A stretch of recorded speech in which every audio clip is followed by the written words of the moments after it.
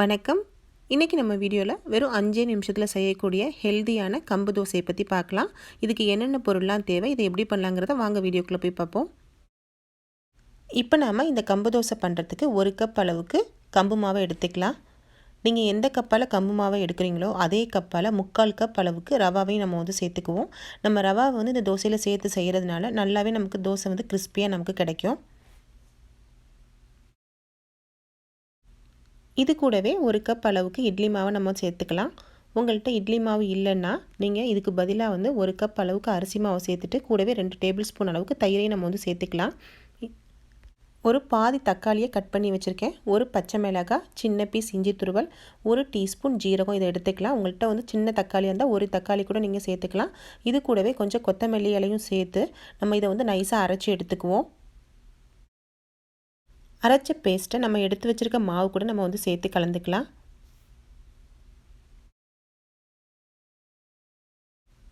தோசைக்கு தேவையான உப்பை சேர்த்து நம்ம தேவையான அளவு தண்ணியை சேர்த்து நல்ல தோசை மாவு பக்குவத்தில் நம்ம இதை கரைச்சி எடுத்துக்குவோம்.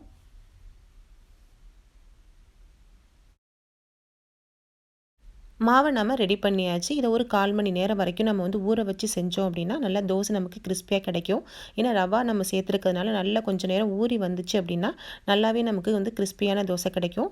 இப்போ நல்லா மாவு ஊறி வந்துருச்சு. நம்ம தேவையான அளவு நல்லா தண்ணியை சேர்த்து நல்லா கரைச்சி எடுத்துக்கோங்க. அடுப்பில் தோசைக்கல்லை வச்சுட்டு நம்ம இதை மாவு தோசையாக ஊற்றி நம்ம தேவையான அளவு எண்ணெயும் சேர்த்து இதை மூடி போட்டு வேக வச்சு நம்ம எடுத்துடலாம்.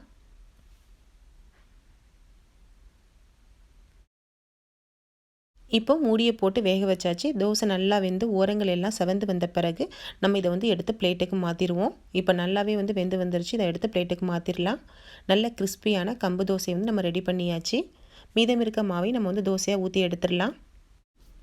இப்போ சூப்பராக நல்ல டேஸ்டியான கம்பு தோசை நம்ம ரெடி பண்ணியாச்சு.